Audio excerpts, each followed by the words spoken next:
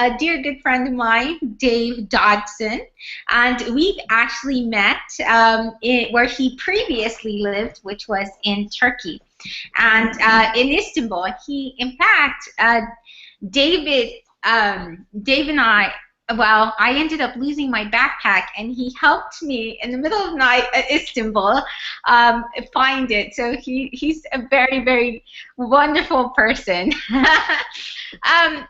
But I want Dave to say hi to you because he now lives somewhere else. And then I'm going to, when he starts sharing his slides, when he gets that ready, I'll let you know about his professional life. Okay, well, thank you for the introduction, Shelley, and hope you have your bag with you now still. But, and where are you? As Shelley said, sorry? Where are you these days? Well, right now I'm in Prague, in the Czech Republic. I'm here for a teacher development course. But I work these days in Gabon, which is a small country on the Atlantic coast of Africa, down on the equator. That's so exciting. Yeah, it's been an interesting year. Well, I'm going to let you get your slides up, and then I'm going to let them know specifically what you do. So David Dodgson, he is a teacher and a language program coordinator. And freelance teacher trainer as well. He has also worked extensively in Turkey. He's worked with children, teens, and adults. And one of the great things that I liked about Dave is he brought into the 30 Goals working with games, and he had this whole blog that's dedicated to teaching children and teaching language with games and Minecraft. So I think it was really exciting and interesting to have Dave part of the 30 Goals, and he even proposed one of the goals. So I'm going to let him inspire you now. Okay, well, thank you for that introduction, Shelley. And welcome, everybody. Thank you for taking time out of your Friday, whether it's Friday evening, afternoon, or morning, or maybe it's early on Saturday morning where you are to join us. So yeah, I'm going to be talking today about critical moments. So I guess as good a place as any to start is defining exactly what I mean by a critical moment. So this is something that I think is it's like an internal process that takes place in the mind of the teacher. And it can take different forms. It can be a kind of realization, like maybe you suddenly in a moment come across a solution to a problem or a puzzle about your teaching, or maybe finding a new perspective or a new idea that you want to apply to the classroom, or it might be just a general thought on the subject you teach or education as a whole. And these can hit us at any time. I find these critical moments. They can happen in class, maybe something a student says, an unexpected question, or maybe when an activity doesn't quite go as we planned. It might be an activity that doesn't work, and something hits us about why it didn't work. Or it might be an activity that worked in a different way to what we planned and gets us thinking. It might be an observation as you're watching your students work. Or it could be something that hits you after class. You're thinking over the lesson and what happened. It could be something pre-class when you're planning or just going over what you want to do in class that day. Or it could happen at any random time, like when you're having breakfast, which I'll get to in a minute.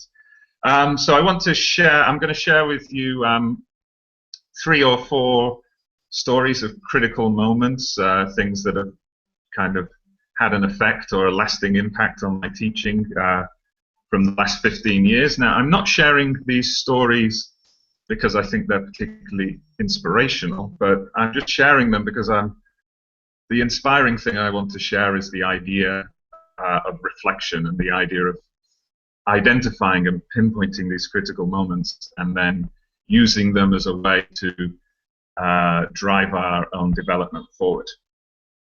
Okay, so I'm going to start with one to explain the title already. I think it was Luke Meddings who said at a talk I saw a few years ago that breakfast seems like quite a mundane subject for any classroom and for the language classroom, but actually, when you think about it, there is a lot to be said about it. Hopefully, you can see on the screen now what is a typical English breakfast, and I found that's something that changes in every country I've been to.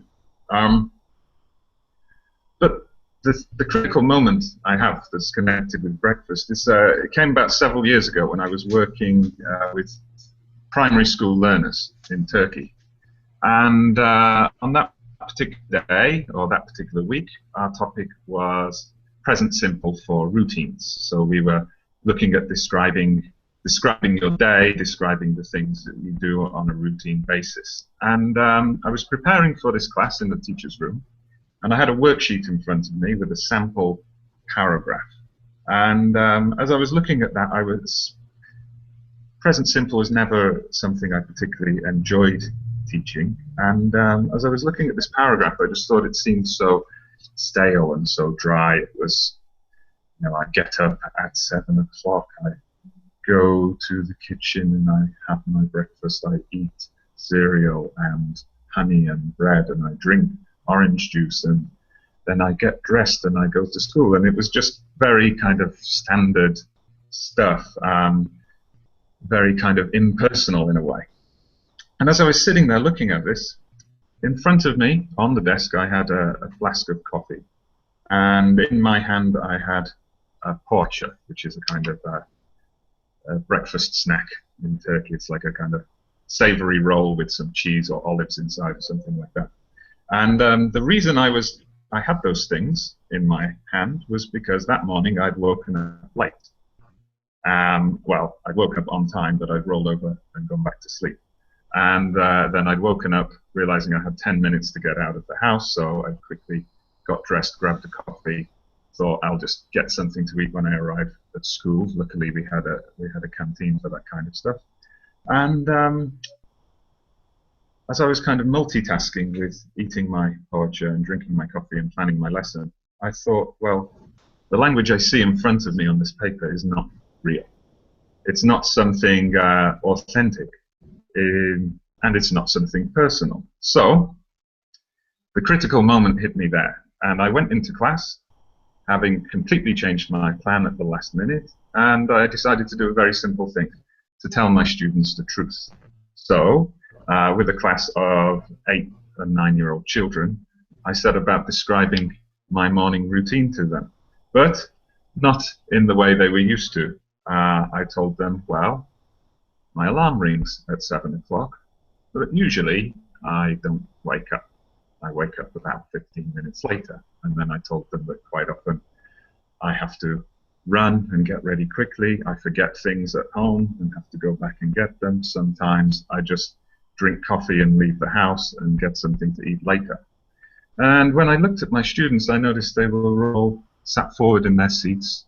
They were all listening. They were really engaged with what I was saying. Whereas in previous years and in previous classes, when I've done it the normal way, if you like, they were switched off and bored.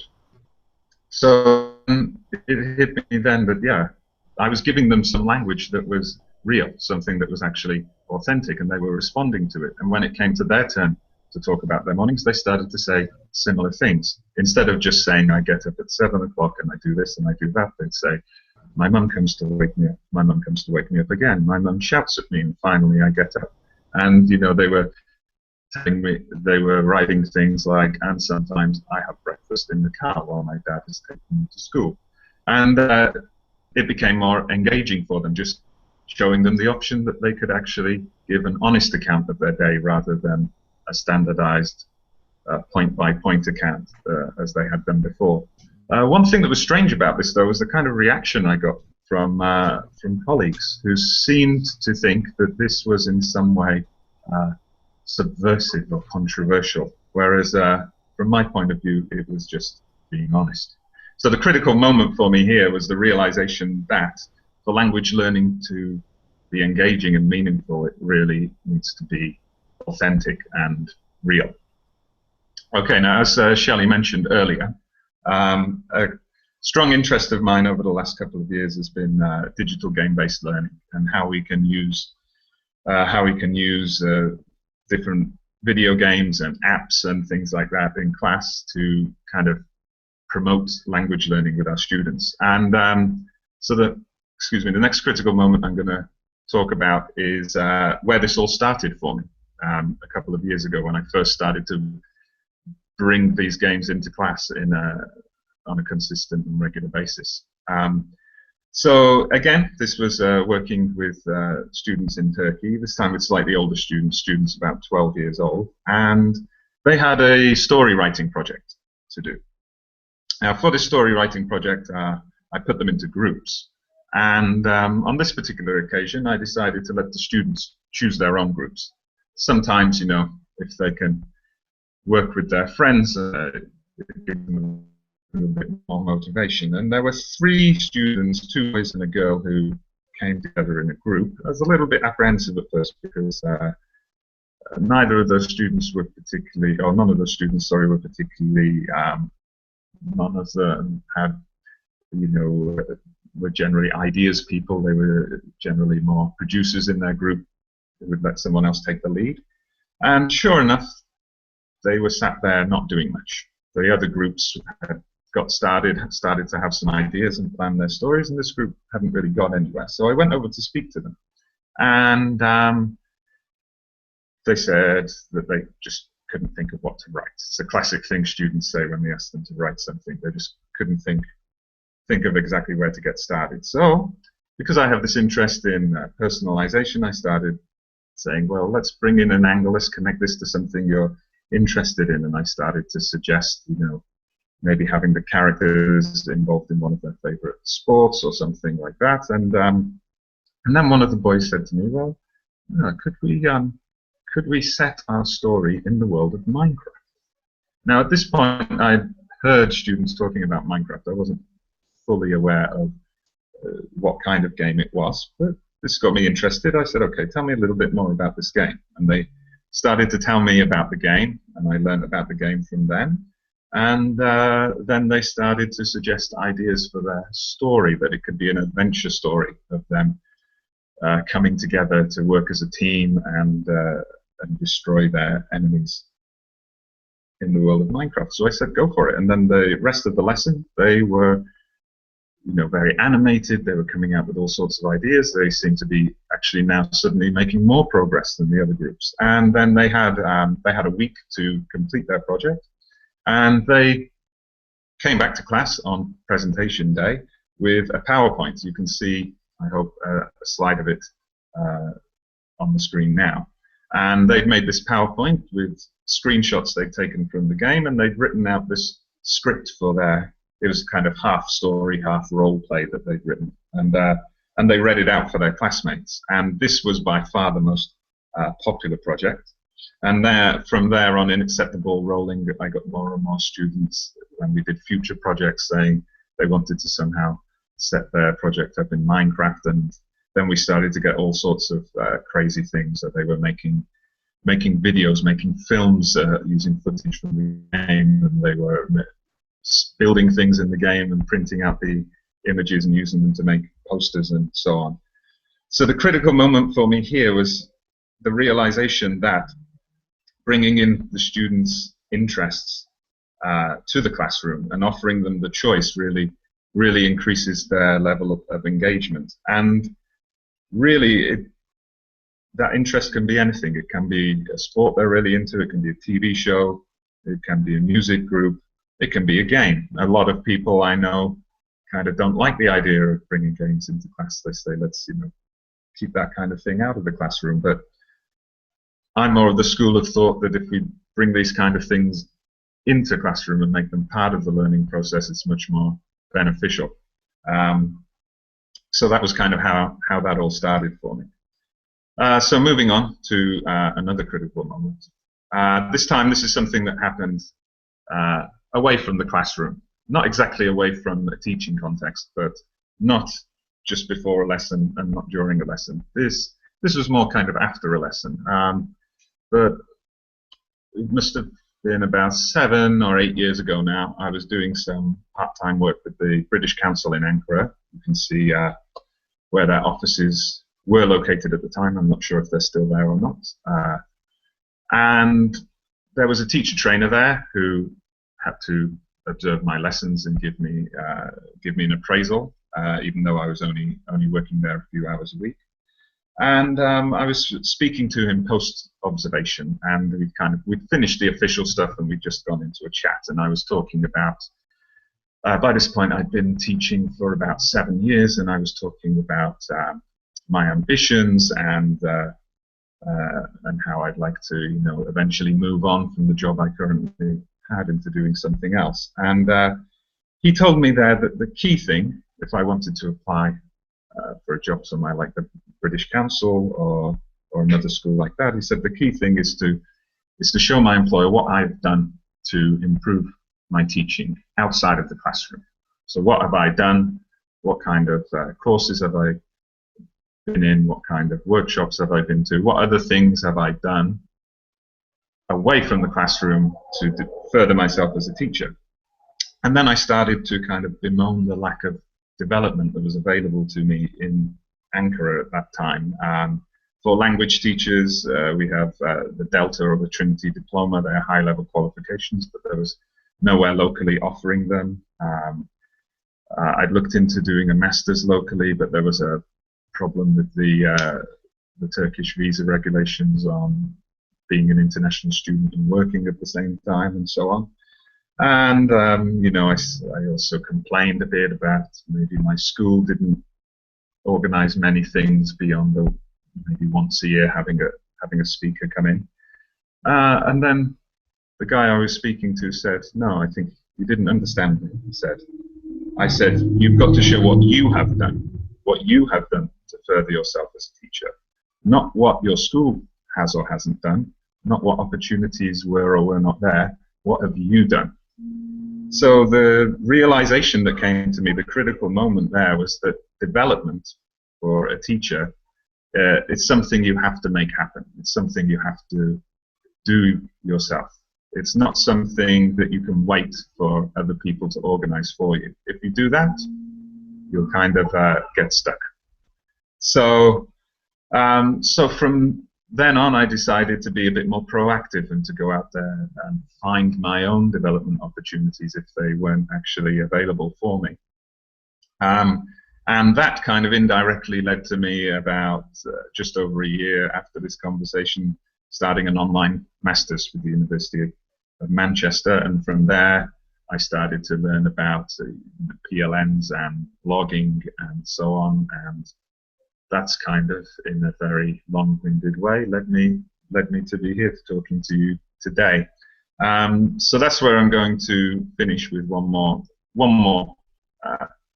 kind of critical moment. So I shared with you 3 things, and I think the important thing to think about with these critical moments is you have to be able to utilize them, and you have to make something of them. I mean, it's all very well realizing something at a particular moment in class and reacting to it, but then if we forget about it, if we don't proactively do something about it or research it more or talk about it, it gets lost. So, a really huge part of my development as a teacher over the last few years has been this idea of reflection, and not just sitting down by myself or sitting down with an immediate colleague and discussing what's happened in recent lessons, but building up a network of people. So through my master's course, as I said, I started to be more active online, and I started to blog and reflect about my lessons in that way. I started to submit proposals to present at web conferences and face-to-face conferences, and then other things I started to get involved in from there on, writing projects and working more closely with various teaching associations, different opportunities, teacher training opportunities. These all started to come up, but not because they came to me because I got out there and tried to make them happen, and a big part of that was reflection. Ultimately, to finish my master's, when it came to time to research and write my thesis, blogging was the area I chose to focus on, blogging as a vehicle for teacher development. And in doing that research, I kind of very closely analyzed this idea of critical reflection, of using a blog to sit down after a lesson and really dig deep into what happened in that lesson, what worked well and why, what didn't work so well and why it didn't work, and what could be done better next time. And this brought me into close contact with a few other bloggers. And one of them said something which provided me with a final critical moment, which I'll share with you now. Because once you have a blog, I mean, it's good when you find time to write on it, but every blogger, I think, has been blogging for a period, for a length of time, more than a few months, will tell you there's a period when it slows down. You, for whatever reason, can't blog, you don't have time, or you don't have the energy or the desire to blog at that particular moment, and your blog maybe slows down, and then that can lead to feelings of guilt. It's kind of like, you know, being involved in an exercise program, or being on a diet and then taking a few days off, and it's difficult to get going again. But one of the people I interviewed, a well-known blogger, is Michael Griffin. His blog is ELT Rants, Reviews and Reflections. If you Google that, you'll find it. It's definitely worth finding. And he said for him the most interesting thing about blogging is, he said, it gave him access to a part of his brain, and that part of the brain he called the "that could be a good blog post" part of his brain. So even if he doesn't blog about something, he says now that he has a blog, if something happens in class or out of class, gets a good blog post, he starts this internal process of thinking about it. And whether that actually results in a blog post or not is not the point. The fact is that internal process is still taking place. So that's why I think it's very important for all teachers that we identify those critical moments, and then we take the time to reflect on them, because it isn't the critical moment itself. I think it's more the post-critical moment reflection that is the real driving force for any teacher's self-development. And that, in short, is the message I wanted to share with you today. So thank you for listening. Here are my contact details. If you want to share your critical moments, please, if you write your own blog and you share something about it, please, just mention me on Twitter when you share the link, or email me. And I'm going to shut the slideshow down now. So if you've had any questions coming up, we can look at those. And thank you very much for listening.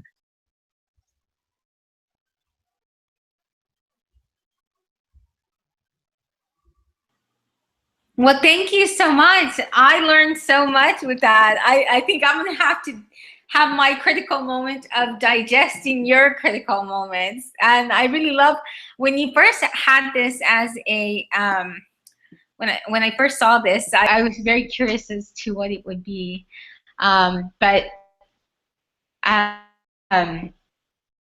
I'm really glad that you shared like different critical moments from different parts of your teaching, but in life as well, and from different people, those you connected with in person, and then also those that you have, those also that you've connected with online as well. So looking through the chat, and I think that there might have been a little bit of difficulty, so that's what's taking me a little while here. I'm just seeing all the mayhem here. Okay, so somebody did ask. He said, very cool how you used Minecraft because your students were into it. Do you want to give some tips for teachers who want to get into Minecraft with their students but don't necessarily have a gaming background? Yeah, well, Well, the when I contributed to the 30 Goals Challenge last year, my goal was learn something from your students. So that's where I would get started. I mean, these video games, it's quite often an area where students will often have much more knowledge than their teacher about the actual how the game works and what you can do with it. So that's something I utilize. I mean, in the beginning, I did not know much about Minecraft at all, but I got my students to tell me and teach me about it. I learned from them. It was only this year that I actually finally started playing. In my new school in Gabon, we set up a club, a game-based learning club, and Minecraft, or Minecraft Edu actually, was one of the main pieces of software we used. And you know, I was nowhere near the level of my students in terms of the way I could manipulate the gaming environment. So the first couple of meetings we had, I got them to teach me. So I got them together in groups to kind of create a beginner's guide to Minecraft with the idea that they then get to teach the teacher how to play. So, you know, that's a good way to bring it in. The students are, you know, always a great source of ideas for these kind of things. And if you get something like Minecraft Edu, there's a very good tutorial world there, which is good both for teaching students about the kind of educational way to use the game and for getting the teacher involved as well. And then there's quite a large community there with lots of lesson ideas and lesson plans to share as well. Or if you can't actually use it in class, just like the things I described of letting your students do some kind of homework assignments or project work with the game and then have them bring it into class to share. The other question that I had for you, you talked about how some of your colleagues weren't keen on this idea of you teaching this way, and I think a lot of the audience can relate to that. So how did you deal with that? Because you, at the end of the day, you still have to get along and have a good work environment and collaborate. So do you have any suggestions for that? Yeah, well, I mean, obviously, this has happened to me on occasions, unfortunately, where I'm specifically and directly told not to do something, and then, yeah, you've got to think about, as you mentioned, your relationship with your colleagues, or, you know, atmosphere and things like that. But you know, I always try to discuss these things and you know, make sure it's part of an active discussion, so they can understand why I'm doing things in a certain way, and I can try to get a better understanding of why they are not so keen for whatever reason. And yeah, it doesn't always happen that one of the two parties changes their mind, but it does happen sometimes. Or at the very least, we then understand each other, and we're able to get on with our teaching in the way we best see fit. But one other thing I always say, though, is the proof is in the end result. So I often got complimented on how much my students were into English and how much they were seen and heard speaking and using English outside of their classrooms. And this is something I would say, well, this is part of the reason why, because I do these kind of things in class, and I try to teach in this more kind of authentic, or using real language, or using things that they are very much interested in, and bringing them into the lesson as much as possible. Well, thank you so much. There were a few comments of how you made people hungry with the breakfast. But thank you so much. That was really incredible and really inspiring. And we're looking forward to sharing the archive of this, which will be ready within the next 30 minutes. So while we're getting ready for the next. But thank you so much. And it has been, I hope we run into each other again. It's always great spending time with you. And thank you so much for being a part of this journey. Okay, well, thank you for getting me involved and inviting me in. And yes, hopefully we'll be working together again online or in other circumstances soon. Bye, everyone. And we have to both hang up. Okay. Okay, I'm hanging up now.